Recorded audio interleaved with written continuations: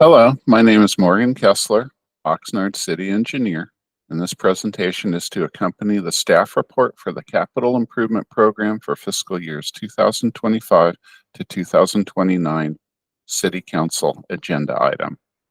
This measure and recording was prepared for the June 4th City Council meeting.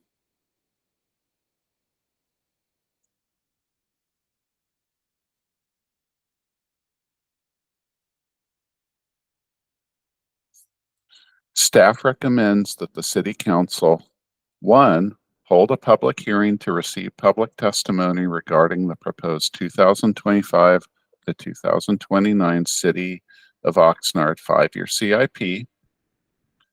2, approve the existing carryover CIP projects and the proposed new funding as outlined in the staff report for Category 1 projects. 3, reaffirm the carryover CIP projects in Category 2. 4, approve the project prioritization lists in categories 3 and 4 outlined in the staff report and adopt the 2025 to 2029 City of Oxnard 5-year CIP.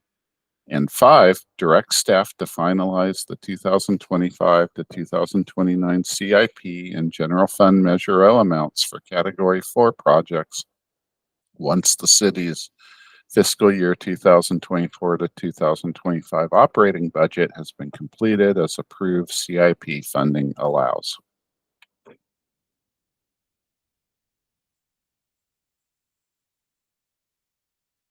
This 5-year CIP is a planning and budgeting tool for the city's capital or major infrastructure construction and repair projects. The CIP is programmed over a rolling 5-year window and is reassessed and brought to City Council every 2 years.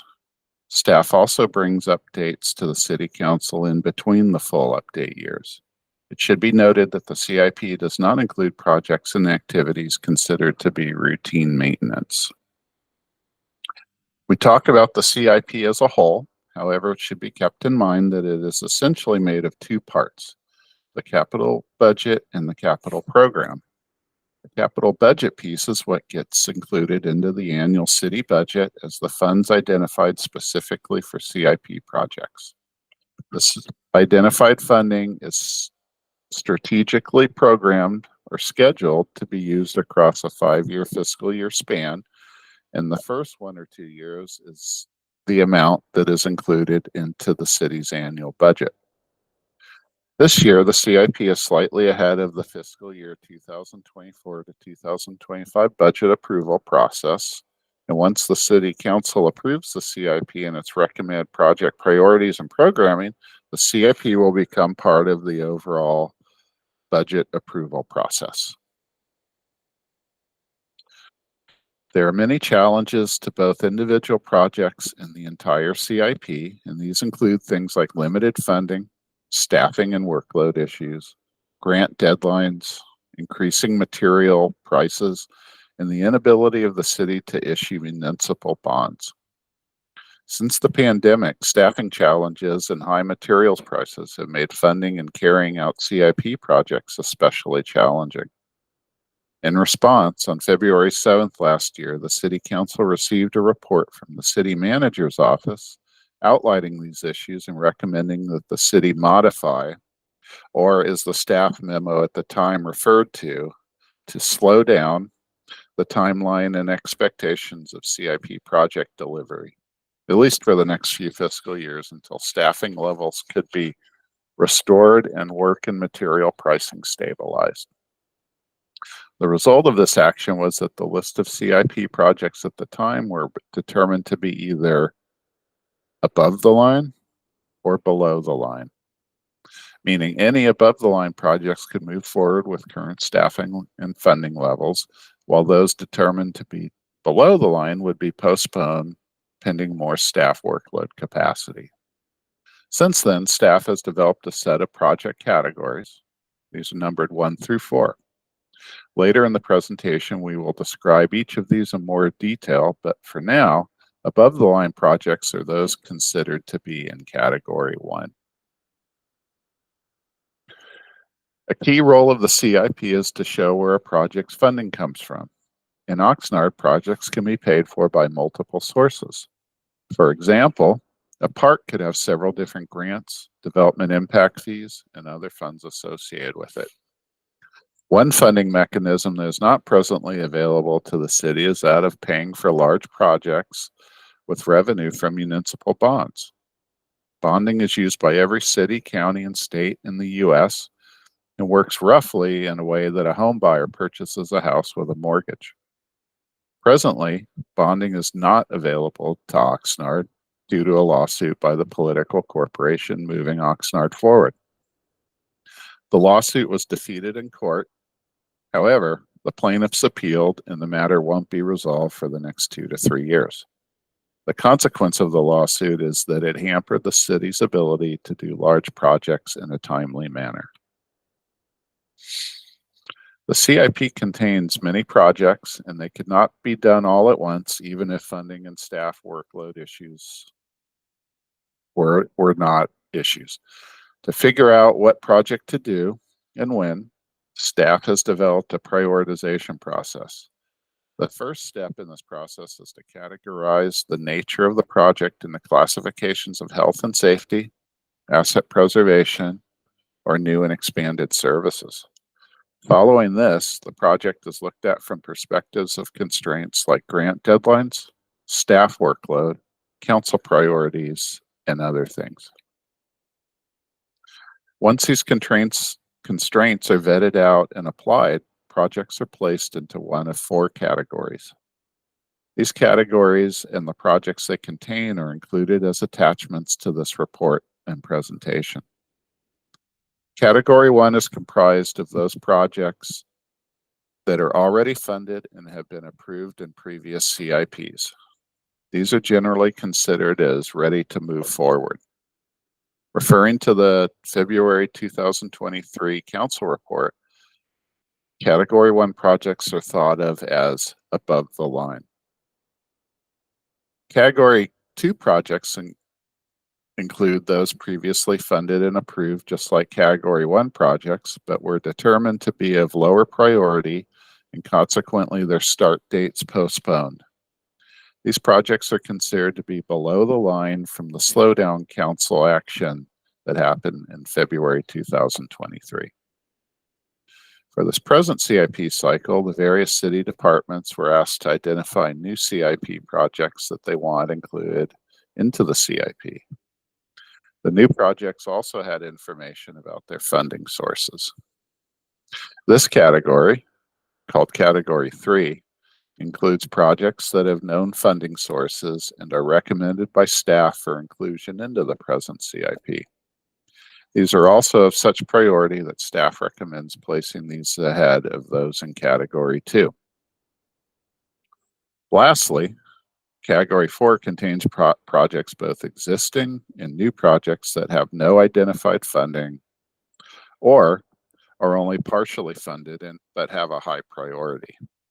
Examples of these are the citywide paving projects, where the inability of Oxnard to bond has created a funding gap between the approximate $23.3 million need and the revenue from the city's annual gas tax, which this year is around $5.2 million. Projects in this category could be funded with general fund or Measure O, should there be any excess after other general fund obligations are met. The CIP development process includes most city divisions and requires a series of steps to move toward the completed document. The process begins with working with the departments to identify capital needs. Once this information is gathered and checked for consistency with the general plan, the new projects are prioritized per the procedure mentioned earlier. The present CIP effort differed from previous ones in that much of the old records and files associated with past efforts were lost with recent staffing. The city also began to use a new financial system since the last iteration of the CIP, and the CIP development process needed to be changed and reinvented to work within the parameters of the new system. The completed CIP document will be available in printed form as well as posted online for viewing and download. The CIP is structured beginning with introductory material, including narratives about the 5 project types that include buildings, parks and open spaces, seawalls, information technology, transportation, drainage, and utilities. The next section, the biggest, includes all CIP projects with the exception of those that are completely unfunded, and these appear in the back of the document as an appendix. Lastly, there are several supporting appendices at the end of the document. The project pages are in a 1 project per page format, and each page contains a title, brief project purpose and description, location map, funding, and fiscal year programming data and contact information. For this present CIP, staff used a module of the city's OpenGov software system to develop the project pages, and the CIP eventually may be functionally tied to the city's financial enterprise systems.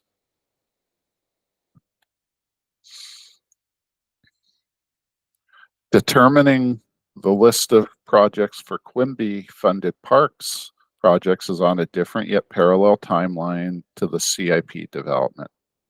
Although Quimby projects ultimately wind up in the CIP, the identification of these projects must be determined through city staff meeting with individual or groups of neighborhood councils to discuss the use of Quimby funds for their particular projects. Once this is done, any new parks projects will be added to the CIP via a separate action item to the Public Works and Transportation Committee and City Council later this calendar year. In the interim, staff has reserved enough workload bandwidth in the proposed CIP to accommodate these Quimby projects once they are determined. Since the April 23rd, 2024 Public Works and Transportation Committee meeting, staff has made some changes to the project lists, which are included with the staff report as attachments 4 through 7. These changes were made to generally update projects to account for funding revisions, simplification of project scope, and in one case, addition of a CIP project.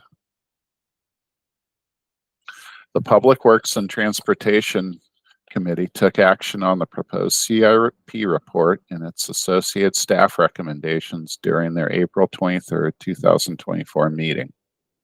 The committee voted to approve recommended item 1 and to move the consideration of the other items to the present city council meeting because the committee members felt the full council should be present to consider the recommendations.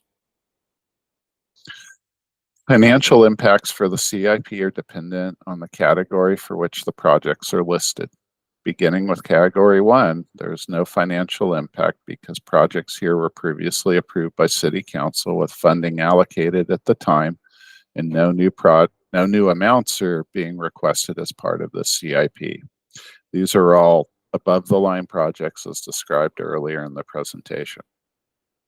Similarly, Category 2 projects have no impact as these have been previously approved and their funding has been allocated. The distinguishing difference with this category is it contains the below-the-line projects that have been given less priority and are not as time-sensitive to complete. The next grouping, made up of newly proposed projects for the present CIP, Category 3 projects have funding identified from sources like grants, development impact fees, and other things. Category 3 projects are not requesting new general fund resources. Also, because of prioritization factors mentioned earlier, staff suggests this category of projects be given a higher priority than Category 2. Finally, Category 4 projects are both new and existing, some with high priority that have only partial, such as from gas tax revenue, or no new identified funding at all. Staff recommends that these be funded in order of the listed priority and ahead of those in category 2, pending the outcome of the citywide operating budget process. These may be funded with general fund and Measure O money. Below the category 4 priority list are the unfunded projects. These are projects that have at some point been identified for the CIP, but that have no funding sources associated with them. They are periodically reviewed by staff to ensure that they are still needed and in case they match up with a new or one-time funding source or grant opportunity.